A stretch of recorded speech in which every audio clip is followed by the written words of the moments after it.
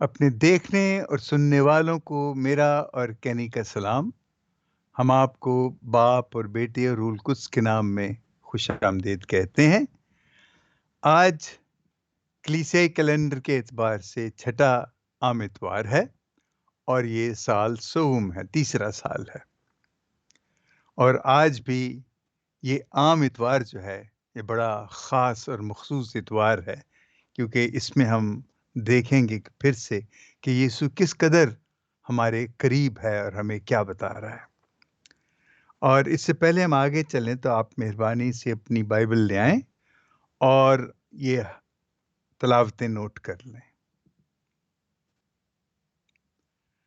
آج کی پہلی تلاوت ہے یرمیہ نبی کا صحیفہ، اس کا 17واں باب، 5ویں آیت سے 8ویں آیت تک۔ اور جو زبور ہے آج، وہ زبور پہلا ہے، پہلا زبور۔ اور دوسری تلاوت ہے کرنتھیوں کا پہلا خط، اس کا 15واں باب، 12ویں آیت اور 16ویں آیت تک۔ اور انجیل جلیل ہے لوکا، اس کا 6واں باب، 17ویں آیت اور 20ویں آیت سے 26ویں آیت تک۔ آئیے ہم انجیل سنتے ہیں پہلے۔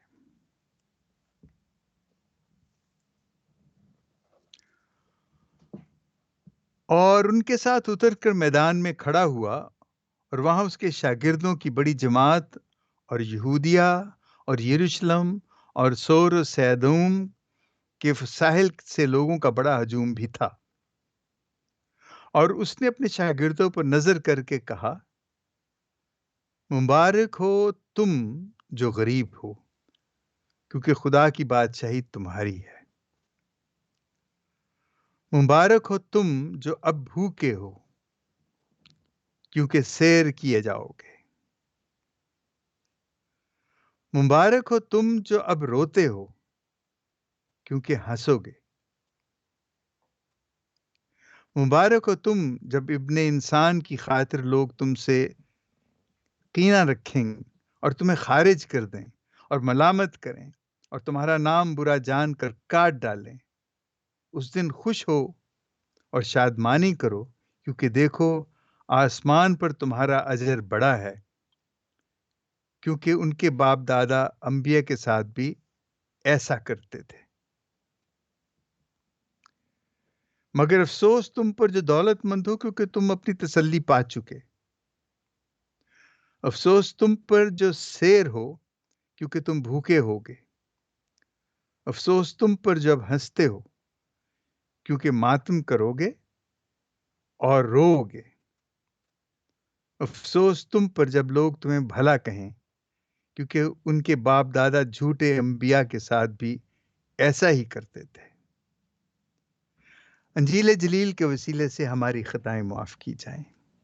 اے مسیح تیری ستائش ہو۔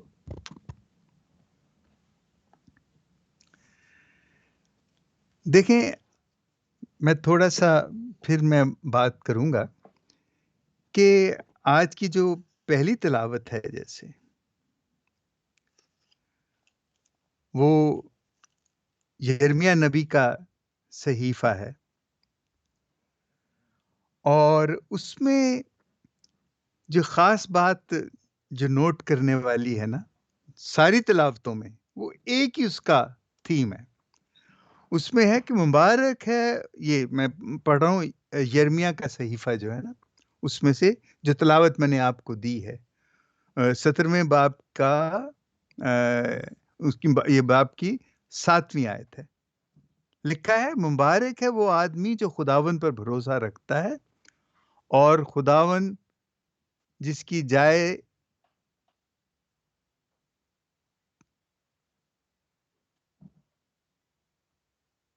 جائے توکل، وہ اس درخت کی مانند ہوگا جو پانی کے کنارے لگایا گیا ہو، جو اپنی جڑیں تری میں پھیلاتا اور جب گرمی آئے تو محسوس نہیں کرتا، بلکہ اس کے پتے سبز رہتے ہیں، اور خشک سالی میں بھی اسے کچھ فکر نہیں، اور پھل لانے سے نہیں تھمتا۔ اور زبور کہتا ہے، جو دن رات اس کی شریعت پر دھیان لگاتا ہے، وہ اس درخت کی مانند ہے جو پانی کی نہروں کے پاس لگایا گیا ہے، جو اپنے وقت پر پھل دیتا ہے، جس کے پتے نہیں مرجھاتے، اور جو کچھ وہ کرتا ہے وہ کامیاب ہوتا ہے۔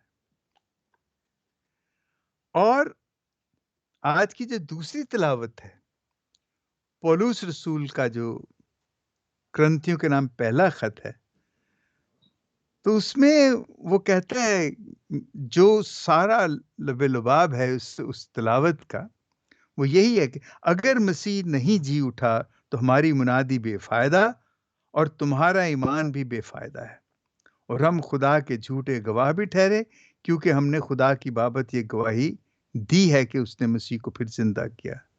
اگر مسیح نہیں جی اٹھا تو تمہارا ایمان بے فائدہ اور تم اب تک اپنے گناہوں میں گرفتار۔ یعنی اس میں ہمیں جو چیز، اس کا جو مطلب ہے وہ یہ ہے کہ ایمان ہونا چاہیے، اور اگر ہمارا ایمان ہوگا، کہ ہم کس پہ ایمان ہوگا؟ کہ یسوع مرا ہمارے لیے اور پھر جی اٹھا اور وہ زندہ ہے، ہم اس زندہ خدا پہ ایمان رکھتے ہیں، تو ہم اس درخت کی طرح ہے جو پانی کی ندیوں کے نہروں کے کنارے لگایا گیا ہے، جو ہمیشہ سرسبز رہتا ہے۔ یہ نیکی کے بارے میں، نیک شخص کے بارے میں، نیک اور صادق کے بارے میں یہ ساری تلاوتیں ہیں۔ اچھا، اب جو انجیل ہے اس کی تھوڑی سی میں آپ کو تھوڑی سی بات کر کے، تو پھر ہم ان تینوں چیزوں کو ملانے کی کوشش کریں گے۔ یہ ہے میدانی واز، اور متی کے 5ویں باب میں وہ پہاڑی واز ہے، لیکن چیزیں وہی ہیں۔ اس میں صرف 4 ہیں، اس میں 8 ہیں۔ اس میں 8 ایسی خوبیاں بتائی گئی ہیں، لیکن اس میں یہ جو 4 ہیں، اور اس میں کہا ہے کہ وہ جو غمگین ہے، وہ جو صلح کراتے ہیں، وہ جو غریب ہیں، وہ جو روح کے غریب ہیں، وہ یہاں پہ لکھا ہے، مبارک ہو تم جو غریب ہو، مبارک ہو تم جو بھوکے ہو، مبارک ہو تم جو غمگین ہو۔ مطلب یہاں پہ یسوع رسولوں کو، صرف رسولوں کے ساتھ مخاطب ہے۔ اس میدانی واز میں وہاں رسول بھی ہیں اور لوگ بھی ہیں۔ تو کیا یہ تم اور وہ میں کوئی فرق ہے؟ میں اس میں کوئی فرق نہیں سمجھتا۔ یہ صرف لوکا نے لکھا ہے ایسے، متی نے ویسے لکھا ہے، یہ ہے ہم سب کے لیے۔ لیکن اب یہ بڑی، جو مجھے ہمیشہ جس چیز نے بہت، میں کیا کہوں کہ میں خوش بھی ہوتا ہوں اور پریشان بھی ہوتا ہوں کہ یہ کیا ہے۔ مبارک ہیں وہ جو غریب ہیں، مبارک ہو تم جو غریب ہو، کیونکہ تم کیا ہو گئے؟ خدا کی بادشاہی تمہاری ہے۔ غریب بچارے، کیوں یسوع نے ان کو مبارک کہا ہے؟ آپ جانتے ہیں امیروں کو کیوں نہیں کہا اس نے؟ امیروں کو تو یہ بھی کہا ہے کہ اونٹ سوئی کے ناکے میں سے گزر جائے گا، لیکن امیر خدا کی بادشاہت میں داخل نہیں ہو سکتا۔ اتنی سخت بات کی۔ دیکھیں، جو غریب ہے نا، یہ آپ اپنے ارد گرد بھی اور غریبوں کو دیکھ لیں۔ غریب کیسے زندہ ہیں؟ وہ اس طرح زندہ ہیں کہ وہ ہر وقت خدا کو یاد کرتے ہیں۔ ان کی تکلیفیں جو ہیں، وہ بار بار کہ خدایا، یا خدا اے کی کیتا، خدا خدا میرے خدا میرا کچھ کر، خدا میرے بچیاں دا کچھ کر۔ یہ جو وہ ہر وقت خدا کو یاد کرتے ہیں، ہر وقت وہ خدا کو یاد کرتے ہیں، لیکن ان کی حالت تبدیل نہیں ہوتی۔ یہ تو وہی میری بات ہے جو میں شروع سے کہتا ہوں، ان کی حالت نہیں بدلے گی، کیونکہ خدا نے ان کی یہ حالت نہیں کی۔ ان کی غربت جو ہے وہ اس وجہ سے نہیں ہے کہ خدا نے ان کو غریب بنایا ہے۔ ان کی غربت اس وجہ سے ہے کہ لوگوں کی ناانصافی، لوگوں کی بے ایمانی، اور لوگ جو ہیں وہ ان کے ساتھ صحیح نہیں کرتے، ظلم کرتے ہیں ان کے ساتھ، ان کا حق مارتے ہیں، اس لیے وہ غریب ہیں۔ اور جو حق مارتے ہیں، جو ظلم کرتے ہیں، جو زیادتی کرتے ہیں، جو ناانصافی کرتے ہیں، وہ خدا کا نام تو نہیں لیتے، لیکن غریب جو ہے جب جب اس کے ساتھ ناانصافی ہوتی ہے، جب جب اس کے ساتھ ظلم ہوتا ہے، جب جب اس سے اس کا حق چھینا جاتا ہے، تو وہ خدا کو یاد کرتا ہے، وہ خدا کے قریب ہوتا ہے۔ گو کہ خدا کے قریب ہونا، خدا یہ چاہتا ہے، خدا یہ نہیں چاہتا کہ وہ غریب ہوں، لیکن خدا یہ ضرور چاہتا ہے کہ وہ میرے قریب، نہیں خدا کے قریب ہوں، اور غریب خدا کے قریب ہوتے ہیں۔ خدا کو یہ پسند ہے، خدا ان کو پسند کرتا ہے، لیکن وہ جانتا ہے کہ دیکھیں غربت کا انجام موت بھی ہو سکتی ہے۔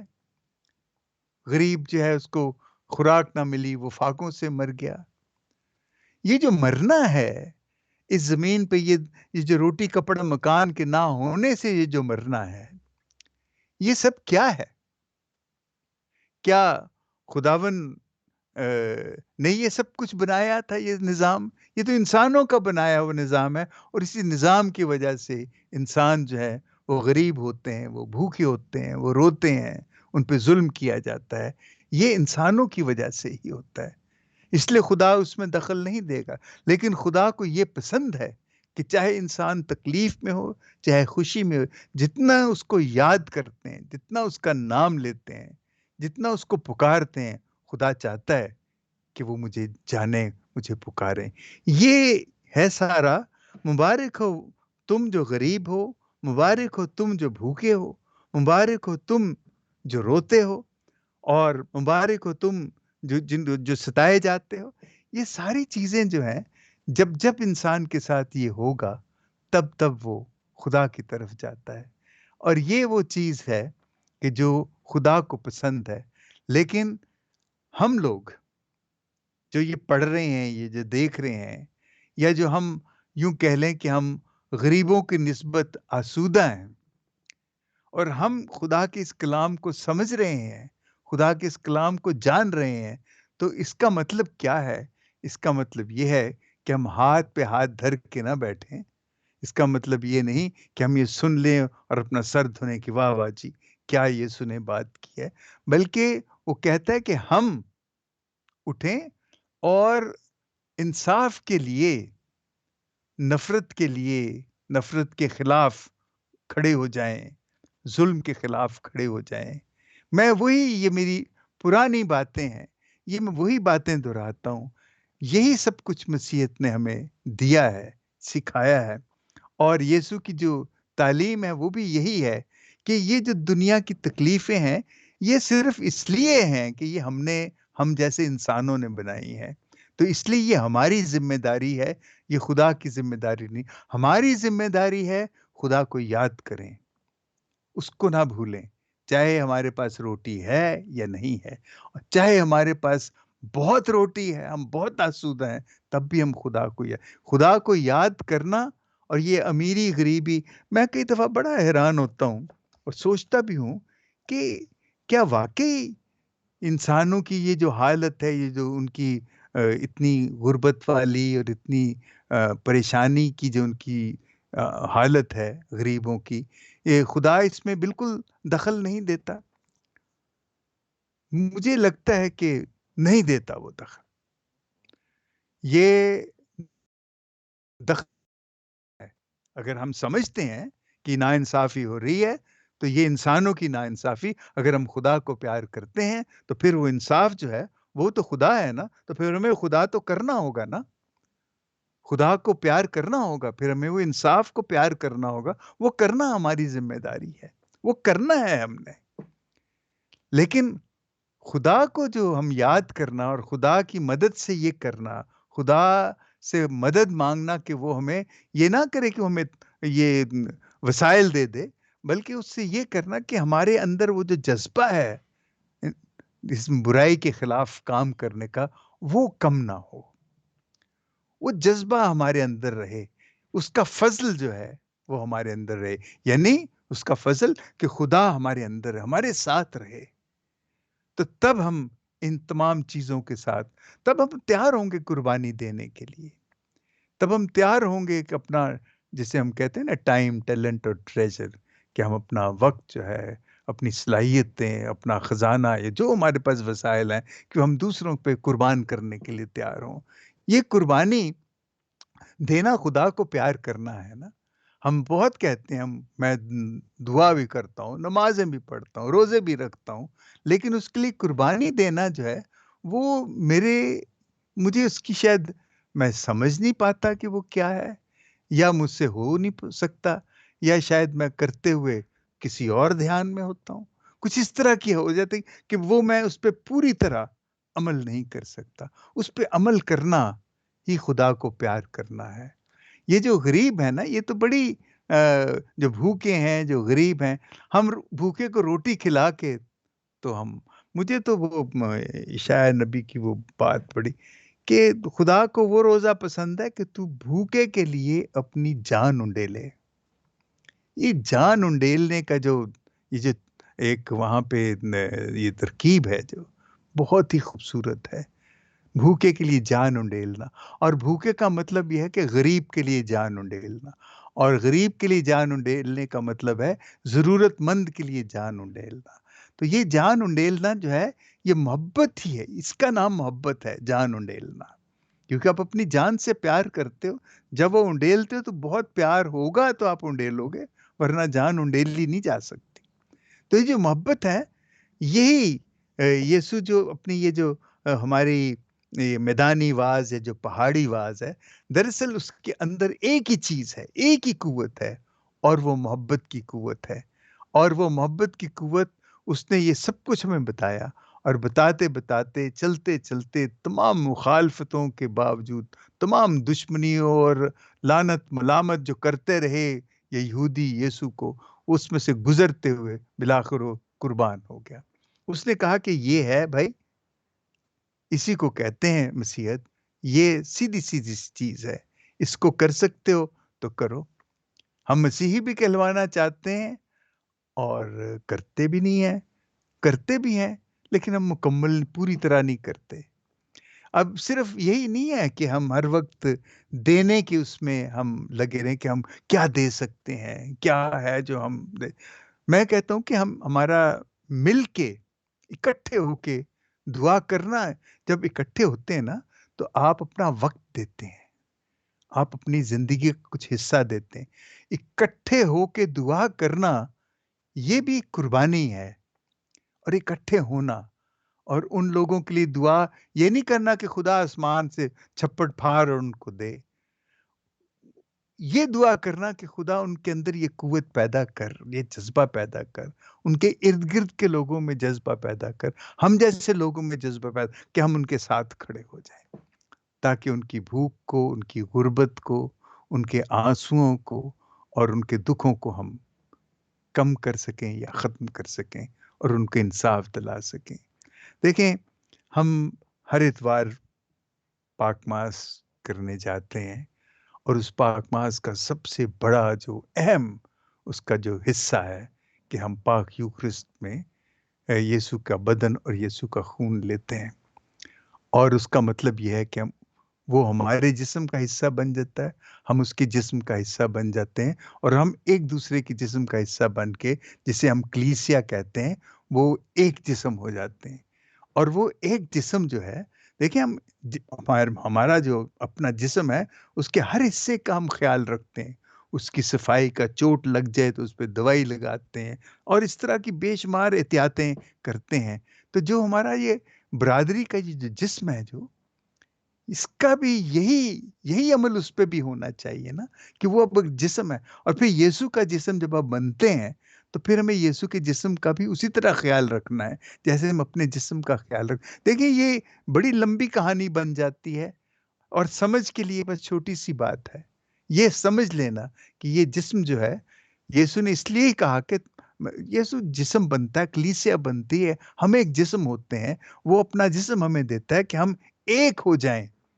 और एक होने का मतलब जिस तरह हम अपने जिस्म का ख़्याल रखते हैं कि हम पूरे उस बरादरी का, उस कलीसिया का, जिसको हम यीशु का बदन कहते हैं, कि उसका ख़्याल रखें।